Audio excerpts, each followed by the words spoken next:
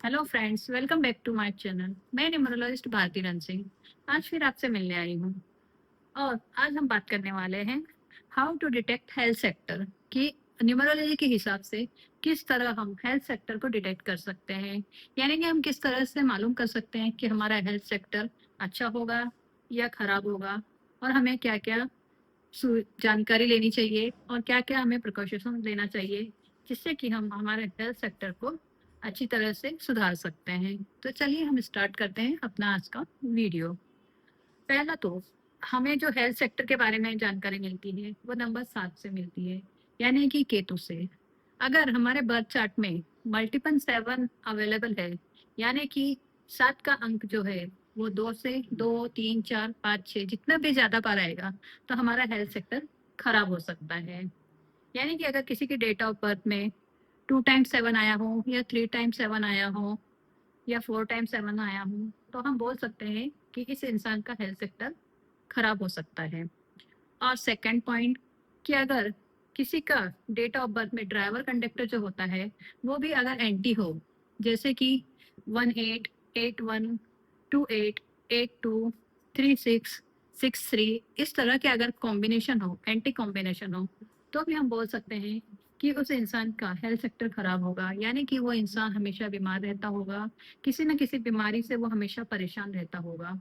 और third point, कि अगर किसी की नेम स्पेलिंग उसके डेट ऑफ बर्थ के अलाइन नहीं हो, या नेम स्पेलिंग अगर एंटी हो उसकी, यानी कि अगर किसी की डेट ऑफ बर्थ में उसकी डेट जो हो वो 3 हो और उसका अगर नेम स्पेलिंग हो वो 6 पे आई हो, या अगर और भी अगर हम जानने की कोशिश करें तो अगर किसी का ड्राइवर नंबर 1 हो और उसकी जो नेम की स्पेलिंग है वो 8 पर आई हो, तो हम इस कंडीशन में भी बोल सकते हैं कि इस इंसान में हेल्थ प्रॉब्लम होगा, उसकी ज़िंदगी में हेल्थ का इश्यू हमेशा बना रहेगा।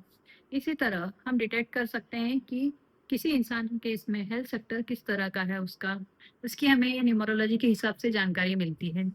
जैसा कि मैंने अभी आपको बताया कि अगर उसके न्यूमरोस्कोप में 7 का जो नंबर है वो मल्टीपल टाइम्स आया हो, उसका ड्राइवर कंडक्टर भी अगर एंटी हो और नेम की स्पेलिंग भी अगर एंटी बैठी हो, तो 101% हम बोल सकते हैं कि इस इंसान को हेल्थ इश्यू होगा। ये तो बात हो गई कि उसका हेल्थ सेक्टर किस तरह से हम डिटेक्ट कर सकते हैं। अब डिटेक्ट कर लिया, लेकिन इसके बारे में उसे बताएं कैसे कि किस तरह से उसका हेल्थ सेक्टर में प्रॉब्लम है। अगर प्रॉब्लम है तो उसका सॉल्यूशन भी हमें ढूंढना ही पड़ेगा।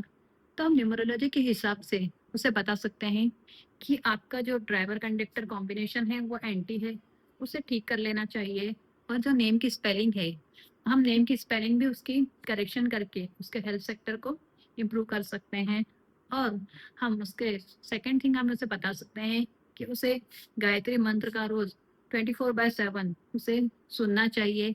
और अगर पॉसिबल हो तो वो गायत्री मंत्र बोल भी सकता है, जिससे कि उससे हेल्थ सेक्टर में इम्प्रूवमेंट मिलेगी, उसकी जो तबीयत खराब है उसमें जरा सुधार होगा।